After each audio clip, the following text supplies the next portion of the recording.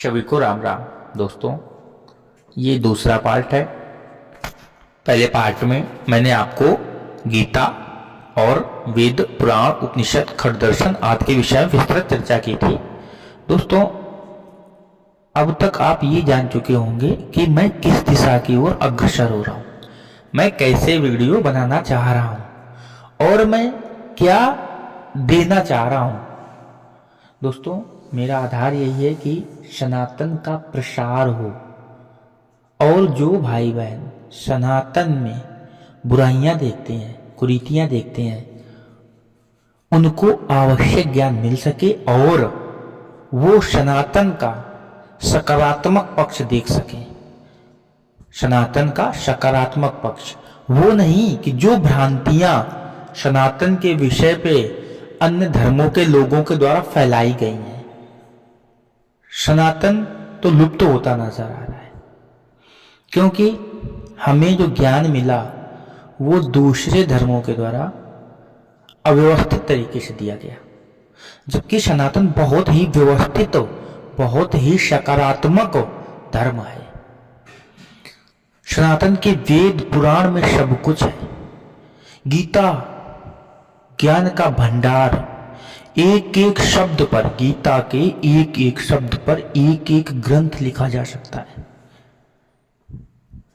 तो दोस्तों, निवेदन यह है कि सनातन को जानें, सनातन की गहराइयों में उतरें, सनातन को समझें। और यदि ये बातें आपको मेरी पसंद आ रही सभी, तो आपसे निवेदन है कि कृपया वीडियो को लाइक कर दें, शेयर कर दें, सब्सक्राइब कर दें और शेयर जरूर करें ताकि सभी लोगों को यह जानकारी उपलब्ध हो सके।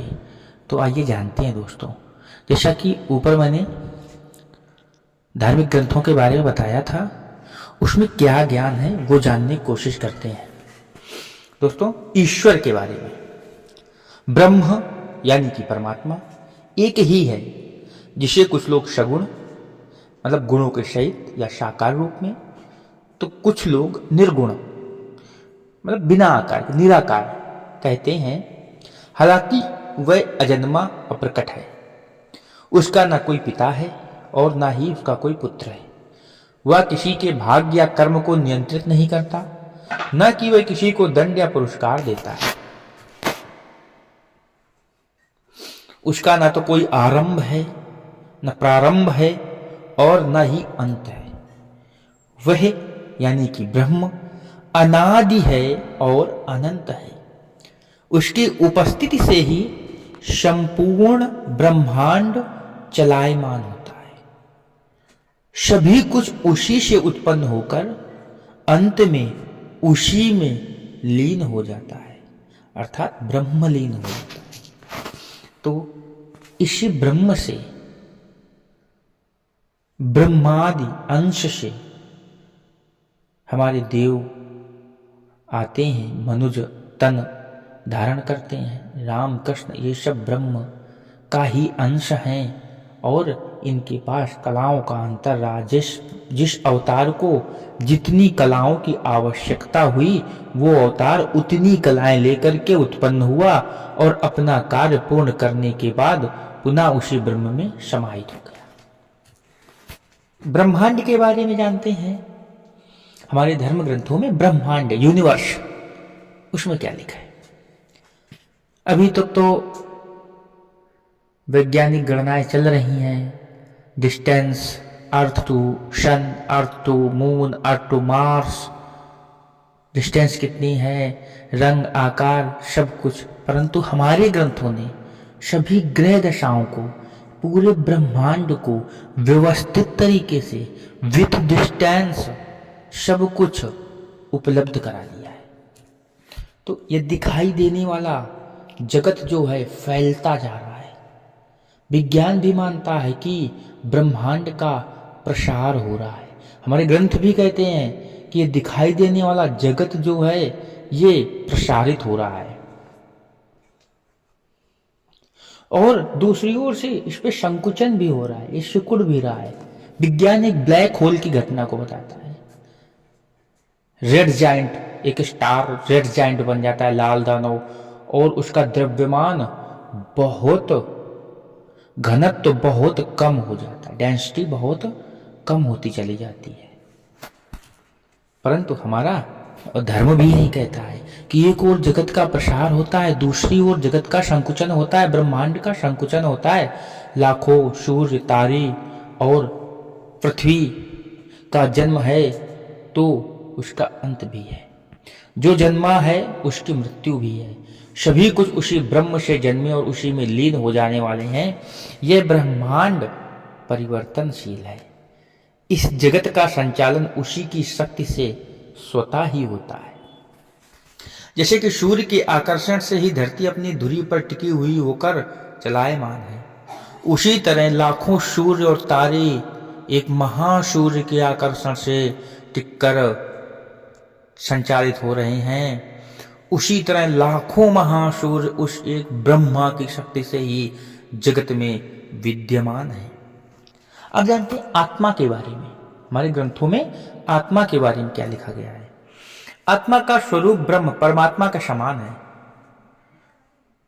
और सूर्य और दीपक में जो फर्क है, अंतर है, उसी तरह आत्मा और परमात्मा में अंतर है।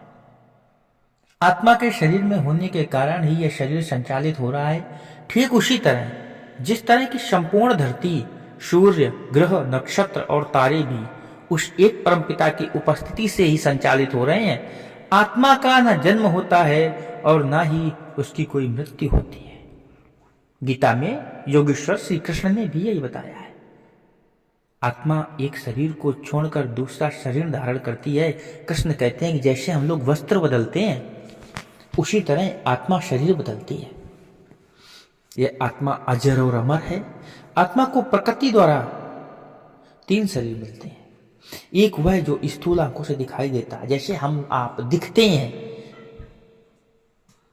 दूसरा वह जिसे सूक्ष्म शरीर कहते हैं। सूक्ष्म शरीर को एक सामान्य मानव नहीं देख पाता, हम आप नहीं देख पाते। लेकिन जितनी भी स्थूल शरीर में घटनाएं घटित होती हैं, वो पहले सूक्ष्म शरीर में घटित हो चुकी होती हैं।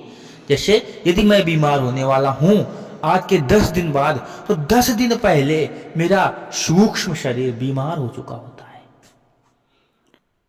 10 दिन बाद उसका असर हमारे स्थूल शरीर पर दिखाई देता है।